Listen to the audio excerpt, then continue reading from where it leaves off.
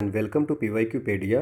हम लोग एक फ्री कोर्स चला रहे हैं enforcement officer, assistant provident fund commissioner, LEO ALC के पोस्ट के लिए। ठीक है, वो उसमें हम लोग कौन कौन से टॉपिक पे कोर्स चला रहे हैं? Labour laws, labour welfare, industrial relation, social security in India, general accountancy. तो हम लोगों ने इससे पहले एक एक्ट देखा था, वो देखा था फैक्ट्री एक्ट 1948, और इस पर हम लोग कुछ MCQ भी सॉल्व किए थे। और पिछले कुछ सालों में इस एक्ट पे जितने भी क्वेश्चन आए थे इन 4 एग्ज़ाम में, वो भी हम लोगों ने देखे थे। ठीक है, ये चारों एग्ज़ाम UPSC कंडक्ट कराती है, तो क्वेश्चन जो है रिपीट कर सकते हैं कहीं से भी। ठीक है, आज हम लोग जो स्टार्ट करने वाले हैं वो है contract labour act. Okay, so let's start the session. ठीक है, तो हम लोग क्या स्टार्ट करने वाले हैं? The contract labour regulation and abolition act 1970। तो आपको पहली चीज़ जो याद रखनी है वो ये याद रखनी है कि ये एक्ट कब बनी थी। ठीक है, 1970। अब ये एक्ट क्यों बनी थी? ठीक है, ये इसलिए बनी थी कि जो लेबर कॉन्ट्रैक्ट पे जो लेबर काम करते हैं, जो कॉन्ट्रैक्टर के अंदर में होते हैं, उनकी वेलफेयर के लिए ये एक्ट बनाई गई थी। अब इसमें हम लोग बात करते हैं। सो पहला कि ये whole India, extends to the whole India, हर जगह एप्लीकेबल है। ठीक है, और कैसे इस्टेब्लिशमेंट की, कैसी कंपनी है ना, ठीक है, कैसी फर्म के लिए ये एप्लीकेबल है? सो एवरी इस्टेब्लिशमेंट जहाँ पे 20 या उससे अधिक लोग कॉन्ट्रैक्ट पे काम करते हो। ठीक है, तो ये याद रखना है, 20 या 20 से अधिक। अब क्या है? To every contractor who employs और who employed on any day of the preceding, पिछले 12 महीने में। ठीक है, 20 या 20 से अधिक। ठीक है ना, हर उस कॉन्ट्रैक्टर को पे अप्लाई होता है, हर उस इस्टेब्लिशमेंट पे अप्लाई होती है जहाँ 20 या 20 से अधिक कॉन्ट्रैक्ट एम्प्लॉय काम करते हैं। हर उस कॉन्ट्रैक्टर पे एप्लीकेबल है जो पिछले 12 महीने में 20 या 20 से अधिक लोगों को ये क्या किया था? एम्प्लॉयड किया था। ठीक है ना, अब ये कहाँ पे एप्लीकेबल नहीं होता है? ठीक है ना, इंटरमिटेंट और कैजुअल नेचर के जो वर्क होते हैं उस पर ये नहीं होते हैं एप्लीकेबल। अब ये है कि ये जो वर्ड है इंटरमिटेंट, इंटरमिटेंट का क्या मतलब हो गया? डिसकंटिन्यूअसली, जो काम जो है लगातार नहीं चल रहा है, रुक रुक के थोड़े दिन हो रहे हैं फिर थोड़े दिन नहीं हो रहे। ठीक है, उस पर ये नहीं लगेगा। और जो कैजुअल नेचर के हैं उस पर भी ये नहीं लगेगा। ठीक है, ओके। अब ये है कि हमें कैसे पता चलेगा, चाहे मान लेते हैं कि अगर ऐसी क्वेश्चन होती है कि ये जो वर्क है वो इंटरमिटेंट है ना, या कैजुअल नेचर की है या नहीं। ठीक है, अगर ऐसी क्वेश्चन आती है तो ये कौन डिसाइड करेगा? ये अप्रोप्रिएट गवर्नमेंट डिसाइड करेगा। ठीक है ना, सेंट्रल बोर्ड से कंसल्ट करने के बाद। अब सेंट्रल बोर्ड से कंसल्ट करने के बाद, अब सेंट्रल बोर्ड जहाँ स्टेट होगी तो वहाँ पे स्टेट बोर्ड से कांटेक्ट करके फिर जो है सो ये डिसाइड होगा। और जो भी डिसीजन लिया जाएगा इनके द्वारा कि ये वर्क इंटरमिटेंट है या नहीं है, वो फाइनल होगा। अब क्या है इसमें? Work performed in an establishment, उसको इंटरमिटेंट नेचर का not to be deemed to be an intermittent nature. क्यों, कब, किस कंडीशन में? जैसे हम लोग इंटरमिटेंट तो समझ गए, ठीक है, कि ठीक है, तो इंटरमिटेंट नेचर की वर्क है या नहीं है। ठीक है ना, तो वर्क परफॉर्म्ड इन एन किसी इस्टेब्लिशमेंट में जो काम हो रहा है वो उसको इंटरमिटेंट नेचर की नहीं मानी जाएगी। किस कंडीशन में नहीं मानी जाएगी वो मैं आपको बताता हूँ। इफ़ इट वाज परफॉर्म्ड, अगर साल में 120 दिन से ज़्यादा अगर काम हो रहा है, ग्रेटर देन 120 डेज, तो उसको इंटरमिटेंट नेचर के नहीं मानेंगे, मतलब डिसकंटिन्यूअस वर्क नहीं मानेंगे। ठीक है, या कोई सीजनल कैरेक्टर का है, जैसे किसी सीजन में वो काम होता है, गर्मी में होती हो या ठंडी में वो वर्क होती हो। ठीक है, उस मोर देन 60 डेज है ना, लेकिन 60 दिन से ज़्यादा अगर हो रहा है तो उसको इंटरमिटेंट मतलब डिसकंटिन्यूअस वर्क नहीं मानेंगे। ठीक है, मोर देन अगर मान लेते हैं कि साल में 120 दिन से ज़्यादा हो रहा है तो हम उसको बोलेंगे इंटरमिटेंट नहीं मानेंगे। और अगर कोई सीजनल काम है, जैसे कि जो ठंड में सिर्फ होती है या गर्मी में होती है, वो अगर 60 दिन से ज़्यादा हो रहा है तो भी हम उसको इंटरमिटेंट नहीं मानेंगे। ठीक है, अब सेक्शन 2C कहता है कि कॉन्ट्रैक्टर कौन होगा। ठीक है, कॉन्ट्रैक्टर वो होगा जो कॉन्ट्रैक्ट लेबर जो है सो किसी इस्टेब्लिशमेंट का जो वर्क है, ठीक है ना, वहाँ पे, ठीक है ना, कॉन्ट्रैक्ट लेबर प्रोवाइड करता होगा, है ना। और उसके साथ साथ सब कॉन्ट्रैक्टर भी हो सकता है, जैसे कि कोई कॉन्ट्रैक्टर है वो अपने अंदर एक सब कॉन्ट्रैक्टर और उसके अंदर कॉन्ट्रैक्ट लेबर्स, ठीक है। सेक्शन तो ये हो गया कॉन्ट्रैक्टर। नाउ सेक्शन 2G क्या है? सेक्शन 2G डिफाइन करता है principal employer. Now principal employer क्या होगा? किसी भी ऑफिस में जो गवर्नमेंट की ऑफिस होगी या लोकल अथॉरिटी की होगी, तो जो हेड ऑफ ऑफिस होगा, ठीक है ना, ठीक है, हेड ऑफ द ऑफिस और द डिपार्टमेंट, उसको हम लोग बोलेंगे प्रिंसिपल एम्प्लॉयर। फैक्ट्री में कौन होगा? जो ऑक्यूपायर होगा, है ना, उसको हम लोग बोलेंगे ओनर, या ऑक्यूपायर को उसको बोलेंगे प्रिंसिपल एम्प्लॉयर। माइन में अगर बात करें तो ओनर या एजेंट ऑफ द माइन, ठीक है ना, या मैनेजर, उसको हम लोग बोलेंगे कि ये प्रिंसिपल एम्प्लॉयर है, ठीक है। और कोई और इस्टेब्लिशमेंट होगा तो वहाँ पे जिसको भी वहाँ के सुपरविजन और कंट्रोल की जिम्मेवारी होगी उसको हम लोग प्रिंसिपल एम्प्लॉयर बोलेंगे। अब क्या है कि एडवाइजरी बोर्ड सेक्शन 3 to 5 में ये बताया गया है कि एडवाइजरी बोर्ड कैसे बनेंगे, कहाँ कहाँ बनेंगे, ठीक है ना। तो पहला है एक सेंट्रल एडवाइजरी बोर्ड। और सेंट्रल एडवाइजरी बोर्ड का जो चेयरमैन होता है वो सेंट्रल गवर्नमेंट के द्वारा अपॉइंट किया जाता है, याद रखनी है। और चीफ लेबर कमिश्नर सेंट्रल जो होते हैं वो एक्स ऑफिशियो उसके मेंबर होते हैं, ठीक है।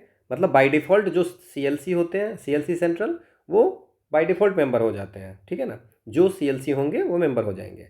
इसके बाद टोटल कितने मेंबर हो सकते हैं? Not exceeding 17 but not less than 11। 17 से ज़्यादा भी नहीं होना है और 11 से कम भी नहीं होना है, ठीक है। तो ये याद रखना है। नेक्स्ट क्या है? अब इसमें कुछ लोग जो हैं, तो एक तो चेयरमैन हो गए, एक एक्स ऑफिशियो मेंबर होंगे। अब बाकी जो है सो सेंट्रल गवर्नमेंट के द्वारा नॉमिनेट किए जाएंगे। जैसे रेलवे के कुछ लोगों को रखेंगे, है ना, कोल इंडस्ट्री के, माइनिंग इंडस्ट्री के कुछ लोगों को रखेंगे उसमें, है ना, मेंबर में, कुछ कॉन्ट्रैक्टर्स को, कुछ वर्कमैन को, है ना, ठीक है। और बाकी जो गवर्नमेंट को लगेगा कि हम इसको रखते हैं उसको वो रख सकती है।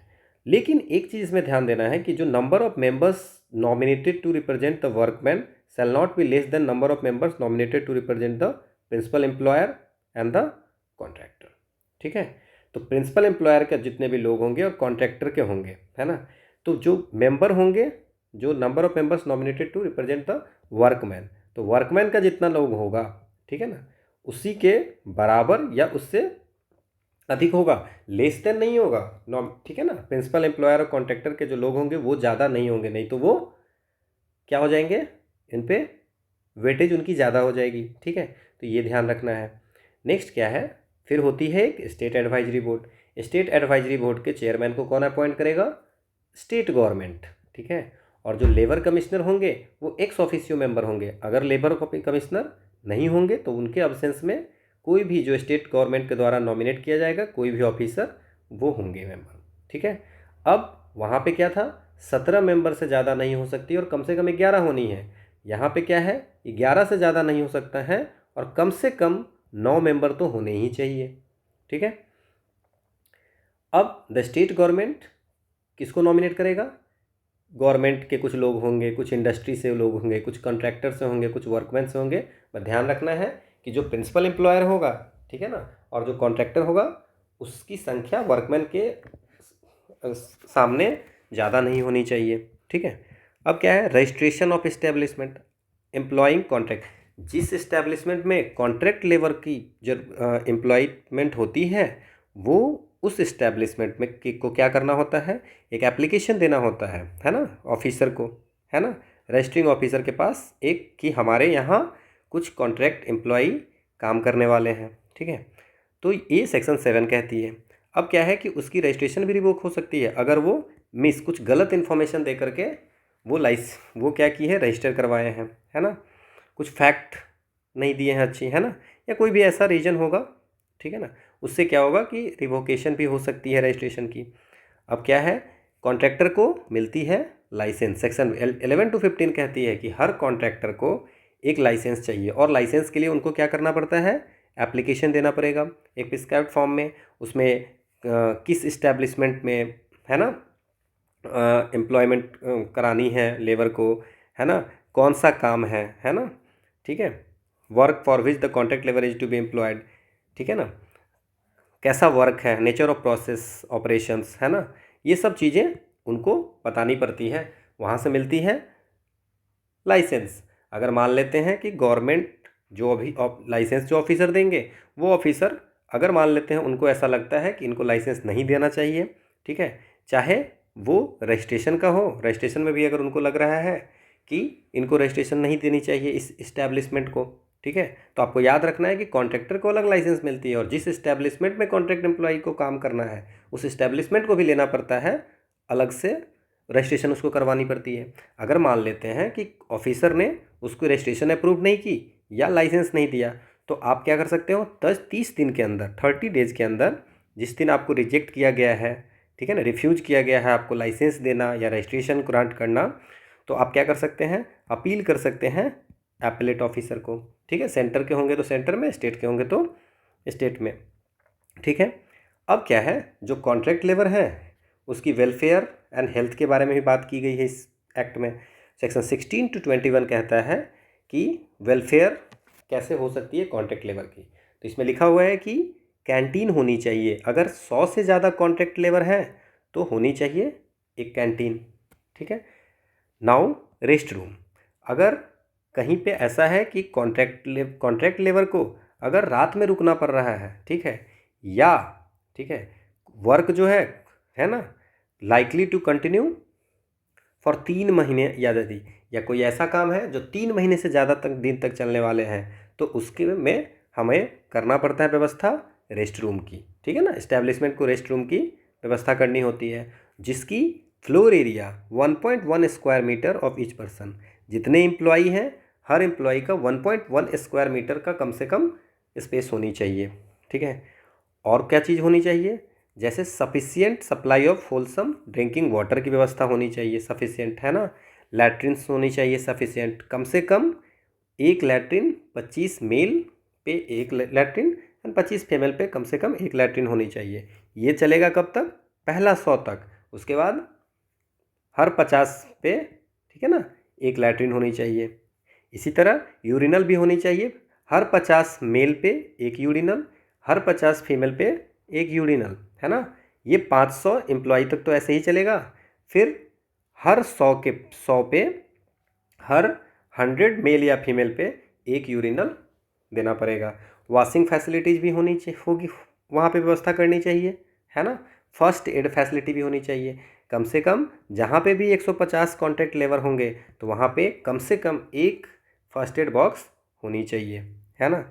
अब क्या है कि ये कॉन्ट्रैक्टर की ड्यूटी है, it shall be the duty of the contractor to provide the amenities to the contract labour, उसको सारी चीज़ें प्रोवाइड कराना ड्यूटी है कॉन्ट्रैक्टर को। अगर कॉन्ट्रैक्टर नहीं कर पाता है तो ये जो है सो किसकी जिम्मेवारी हो जाएगी, प्रिंसिपल एम्प्लॉयर की। तो प्रिंसिपल एम्प्लॉयर ये सारी चीज़ें करेंगे और जो पैसे होंगे वो कॉन्ट्रैक्टर के पैसे से कट कर लेंगे, ठीक है। इसके बाद क्या है, contractor shall be responsible for payment of wages to each worker employed by him as contract labour.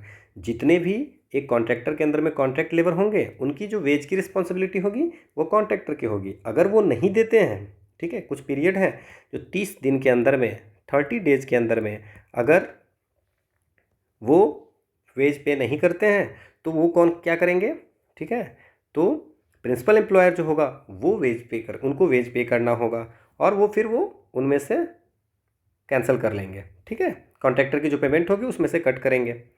Now penalties and procedure जो है सेक्शन 22 से 27 में पेनाल्टीज की बात की गई है। अब ये जो एक्ट है कॉन्ट्रैक्ट लेबर एक्ट, उसमें अगर कोई ऐसा होगा जो उसको पालन नहीं करेगा, contravenes any provision of this act, तो उसको कितने दिन की सज़ा हो सकती है, 3 महीने की सज़ा हो सकती है, या 1,000 रुपये की फ़ाइन हो सकती है, या दोनों हो सकती है, ठीक है।